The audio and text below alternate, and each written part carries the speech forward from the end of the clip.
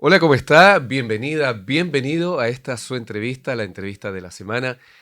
Como siempre, a través del 107.5, su radio Universidad de los Lagos, y por supuesto nos ve ahí a través de las pantallas de Lagos TV. Y yo me encuentro con alguien de la casa, a quien vamos a saludar. Ella es Cristina Pérez, es psicóloga y es la directora de Igualdad de Género. ¿Cómo estás, Cristina? Hola Marcelo, muchas gracias por la invitación. Siempre es una oportunidad venir acá a este espacio a contar cosas. Eso creo que es relevante. No, y gracias a ti por darte un tiempo en esta dirección, ¿cierto? Que tiene tanto trabajo, que es fundamental un trabajo que se hace acá de la dirección de género y que también estamos viviendo una contingencia bien especial como universidad, pero que es algo que está implícito y explícito en realidad en muchos lugares. Por algo se tiene esta dirección de igualdad de género. Efectivamente, quienes trabajamos en estos temas, como bien dices tú, en las distintas instituciones, sabemos que van a haber momentos en donde la comunidad se va a sentir un poco más expectante, digo, más cautelosa respecto a los avances o no, los progresos que vamos teniendo en temas de género. Y eso es siempre una oportunidad también para abrir las conversaciones, para refrendar nuestros compromisos, poder volver a explicar cuáles han sido esos avances y poder, por supuesto, ir identificando procesos de mejora también. O sea, quienes trabajamos en estos temas sabemos que la tarea nunca está cumplida al 100%. Siempre nos va quedando nuevas formas de canalizar nuestra información, cómo mejoramos los procedimientos que realmente sucedan en los tiempos que nos gustaría. Entonces, sí, enfrentar contingencias es parte de nuestro trabajo, algunas veces es de forma más pública, ¿cierto? Pero otras veces también es de una forma un poco más privada, por así decirlo, cuando vamos enfrentando situaciones bien específicas, pero no diríamos que hoy día estamos trabajando más. Todos los días trabajamos arduamente porque estamos comprometidas con erradicar cualquier tipo de violencia de género, expresión sexista, discriminación, y eso es una tarea inconclusa, por supuesto, tenemos que seguir avanzando.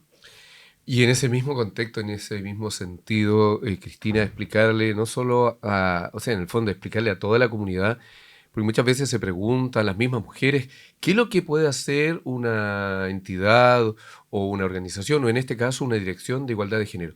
¿Cuál es la misión, el objetivo fundamental?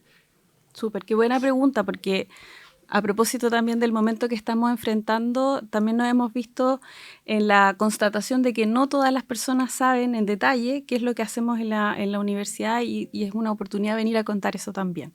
La Dirección de Igualdad de Género, que hoy día yo lidero, digamos, tiene como misión implementar la política de igualdad de género en la universidad. O sea, nosotros, uno de nuestros ejes es la violencia, uno de nuestros ejes de la política es trabajar en erradicar, en prevenir, en promover un ambiente sano.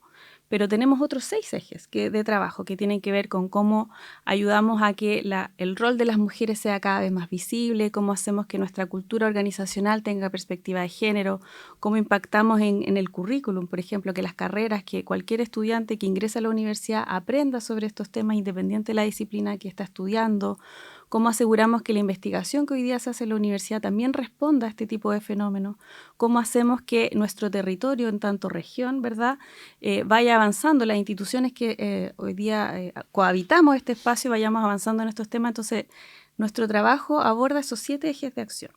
Y en el O sea, 3 súper amplio. es un trabajo bastante amplio que busca un concepto que nosotras también usamos bastante, que no siempre es del todo entendido, pero buscamos la transversalización de la perspectiva de género, es decir, que todos los procesos de la institución tengan esta mirada de género porque estamos convencidas, y así también lo ha decidido la universidad en su conjunto, que en la medida que esa perspectiva se instale vamos a ser una mejor universidad, vamos a ser una universidad que se preocupe de la diversidad, que promueva un ambiente respetuoso, que dé respuesta a estas necesidades que hoy día son tan sentidas en el territorio. Entonces, nosotros implementamos esa política y además tenemos que velar por el cumplimiento de ciertas normas, ciertas leyes, por ejemplo, la 21.369, que es la ley que regula el acoso sexual, la violencia de género y la discriminación de género en toda la educación superior. Entonces, esa ley, que vino a ser promulgada el 2021, apareció, ¿cierto?, en el contexto de las instituciones de educación superior Y nosotros como Universidad de los Lagos ya teníamos mucho de eso avanzado, teníamos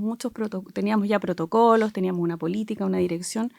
Entonces también es importante contar que este tipo de problemáticas la Universidad de los Lagos la ha venido desarrollando tempranamente, ¿sí? La violencia de género es una realidad compartida en todos los espacios, no solo en las instituciones de educación superior, es un fenómeno que afecta a muchas sociedades. Entonces, la universidad tiene cierta trayectoria que es reciente, del 2018 en adelante, pero si hacemos una comparación respecto a otras casas de estudio, vemos que efectivamente hemos dado avances mucho más significativos respecto a otras instituciones y eso a veces no siempre es visualizado de esa manera. Hace poco yo me junté con las directoras de género de las universidades del CRUCH y nos hicimos la pregunta: ¿qué tantos compromisos adquiridos por el Consejo de Rectores del 2018 respecto a tener una institucionalidad en materia de género se han ido cumpliendo en las instituciones? Y la respuesta lamentablemente no es uniforme, no todas las instituciones tienen, por ejemplo, una dirección de igualdad de género. Hay otras que tienen otros mecanismos, oficinas, departamentos, Que en no es fin. lo mismo que una dirección. Por supuesto que no es lo mismo. O sea, aquí todos quienes compartimos este espacio, la Universidad de los Lagos, sabemos que institucionalmente tener una dirección implica un cierto liderazgo, implica tener equipos destinados a este trabajo, tener presupuesto también asignado. Entonces, vemos que eso implica una decisión institucional que ha sido bastante valiente y por supuesto que ha venido a responder una necesidad que era de la ciudadanía muy, muy sentida. Entonces, eso ha sido parte de un trabajo que hemos venido haciendo los últimos 4 o 5 años y que por supuesto no está terminado, ¿cierto? Es un proceso que se está dando, pero de pronto a veces en esta urgencia de atender los casos, de atender como estas polémicas, nos vamos perdiendo un poco de esta panorámica más general que es importante proteger y mantener. Mira, son varias preguntas. Usted que está escuchando, que está viendo ahí a Cristina Pérez, psicóloga y la directora de Igualdad de Género, nos está dando, ¿cierto?, un contexto, una explicación muy fundamental en este tema que es un proceso cultural donde todos estamos aprendiendo. Y en ese sentido, Cristina, poder explicarnos claramente igualdad de género. ¿Qué significa igualdad de género? Sí, también es una excelente pregunta porque a pesar de que llevamos al menos 5 o 4 años con nuestra institucionalidad bastante robusta, nos damos cuenta que todavía hay muchas dudas como esta pregunta que tú me haces y que es siempre importante volver a explicar, volver a conversar, porque el cambio cultural, como bien decías tú, parte porque todas las personas entendamos de qué se trata y nos sumemos. Bueno, cuando hablamos de igualdad de género es porque constatamos que nuestras sociedades y nuestra institución también reproduce ciertas desigualdades respecto al género de las personas. Por ejemplo, tú como hombre, yo como mujer, muchas veces nos vamos a ver envueltos en situaciones en donde solo por el hecho de ser hombre a ti te van a creer más, por ejemplo, y a mí por el hecho de ser mujer van a decir que soy frágil, que no tengo tanta decisión, que me falta carácter, que también me lo han dicho. Y entonces eso va cimentando una serie de falta de oportunidades para ciertas personas que pertenecemos a grupos, a géneros, ¿verdad?, desfavorecidos socialmente. O sea, eso está normalizado. El hecho de ser hombre tiene ya como ese plus de ventaja. Claro, estamos hablando culturalmente. No por capacidades. Exacto, exacto. Por supuesto que hay personas que han avanzado y están tratando de conscientemente no tener esos sesgos, pero esos sesgos son parte de nuestra cultura y terminan determinando las oportunidades que tiene una persona para desarrollar sus competencias o para quedarse fuera de algunos espacios. Entonces, la igualdad de género busca la igualdad sustantiva, es decir, de oportunidades y resultados que las personas podamos tener en una sociedad independiente del género en el cual nos ubiquen, ¿sí? O sea, que hoy día, si yo soy la directora de igualdad de género, pueda hacerlo porque tengo las competencias, la formación para hacerlo y no solamente por el hecho de ser mujer, ¿sí? Y eso ocurre muchas veces, por ejemplo, en que en los espacios de toma de decisiones no estamos las mujeres, ¿cierto? Y ahí se habla de la paridad, de cómo esto pudiera ser un mecanismo para que un poco forzadamente, ¿cierto?, nos preocupemos de que las mujeres lleguemos a estos espacios porque sabemos que la diversidad de miradas nos va a hacer mejor. Entonces, la igualdad, como muchas autoras dicen, no es la igualación, no es que somos lo mismo, sino que somos personas distintas con nuestras identidades, pero eso no debiera significar desigualdad de oportunidades, ¿sí? O sea, debemos apuntar a que todas las personas, independientes de nuestro género, nuestra edad, nuestra raza, nuestra clase social, podamos efectivamente llevar adelante nuestras potencialidades, nuestras capacidades y participar en igualdad de derechos en la sociedad. Bueno, es un tema profundo, complejo, que en realidad, como dices tú, y como lo estábamos manifestando, es un cambio cultural. Y mira, estaba pensando que en realidad están los cimientos, ¿cierto? Que se están instaurados, que esto debería ser con un trabajo como lo que están haciendo ustedes, o sea, arduo, constante, nunca dar algo por hecho, porque el ritmo inclusive que tenemos como sociedad es tan vertiginoso que bastaría, no sé, cualquier error, hasta mismo en la publicidad. Se ha disminuido en temas, por ejemplo, de tener a la mujer sexualizada, ¿cierto?, en comerciales, pero hasta por ahí nomás, porque de repente sale un comercial y volvemos a retroceder. ¿Eso es volver a retroceder, por ejemplo, en esos casos? Claro, es que el cambio cultural no es lineal, ¿cierto? No es que hoy día entendemos la igualdad de género y desde mañana todos los días vamos a actuar en consecuencia. O sea, también pasa que a las personas que hemos sido socializadas en este machismo, ¿cierto? En este sexismo, de pronto cambiar el chip, vamos a decir, como modificar nuestra pauta de conducta, nuestra forma de relacionarnos con las otras personas, no es algo instantáneo, ¿cierto? Requiere un proceso permanente de reflexión yo misma. O sea, de pronto también me doy cuenta a veces cómo ciertos sesgos aún los tengo instalados. Y eso es un proceso de cambio permanente que implica esta motivación por realmente ser alguien que está aportando a este cambio cultural. Entonces, efectivamente, algunas veces vamos a avanzar, otras veces vamos a ir un poco hacia atrás, pero lo importante de todo ello es que como institución, por ejemplo, instalemos ciertos mecanismos para ir asegurándonos de que ese cambio vaya avanzando, ¿sí? Entendiendo que hay personas que también perciben esto como una imposición. Bueno, no queremos que sea entendido así, pero sí que se vea la urgencia o la importancia de que todas las personas nos vayamos sumando en mayor o menor medida a este cambio.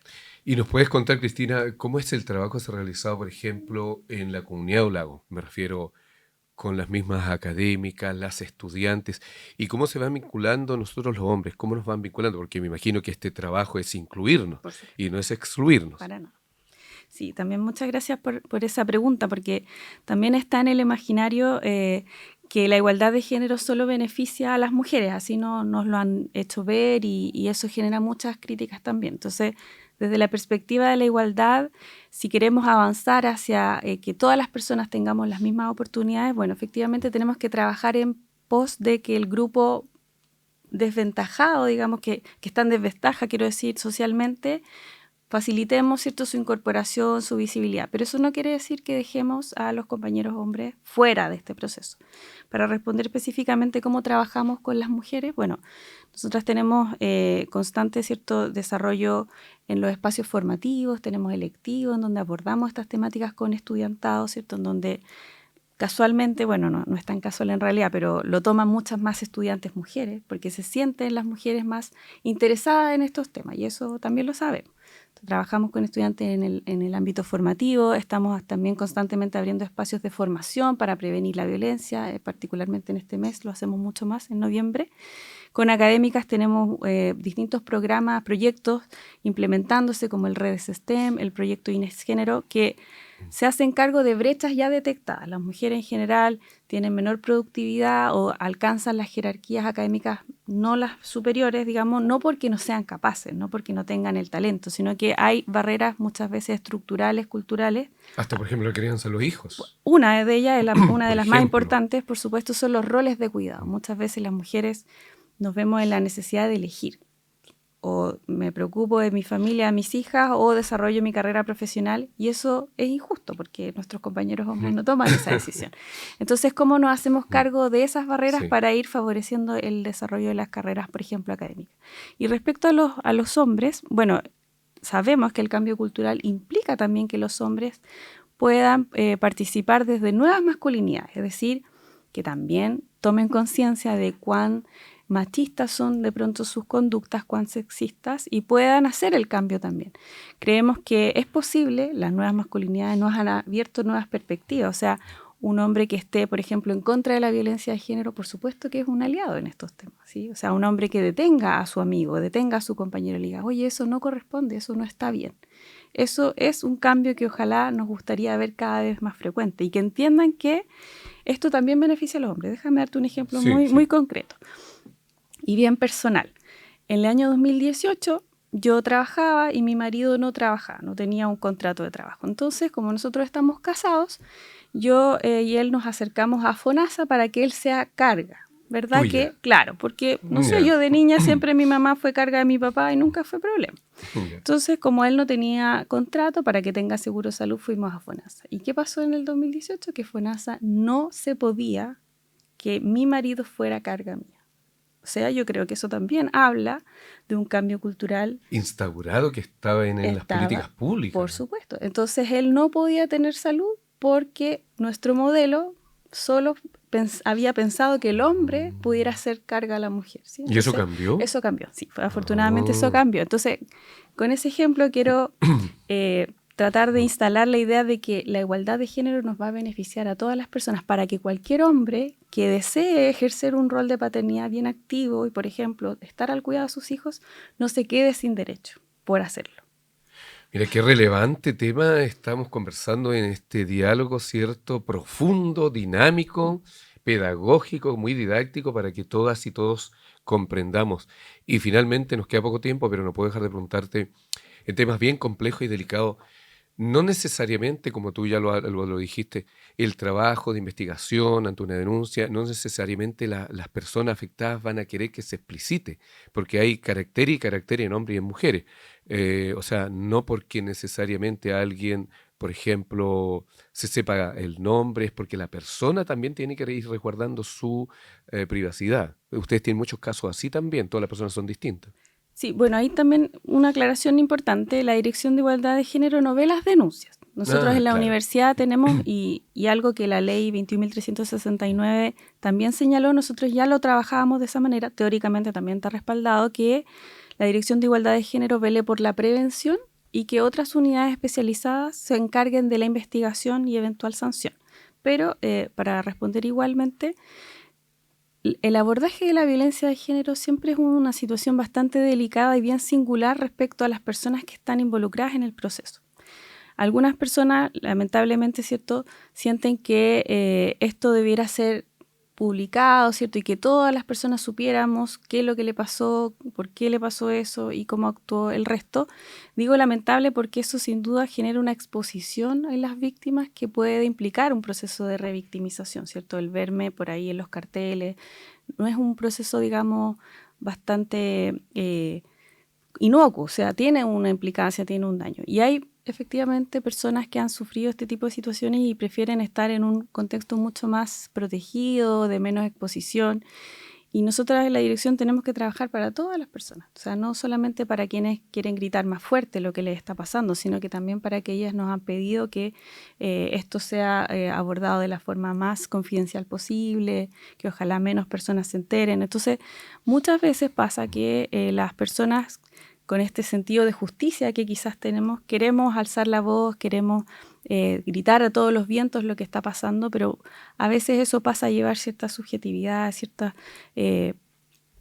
personas que no lo quieren así. Entonces, también nosotras velamos porque ojalá no sea eso necesario, sino que los procesos estén tan bien hechos, nuestros procedimientos estén tan claros y funcionando adecuadamente para que solo sea ese el espacio en donde se aclare y no tengamos que explicitar esto, hacerlo público, porque eso obviamente genera también mucho dolor en las otras personas que ven estas conversaciones, que ven que una aclaración viene a reforzar este sentimiento de impunidad, en fin.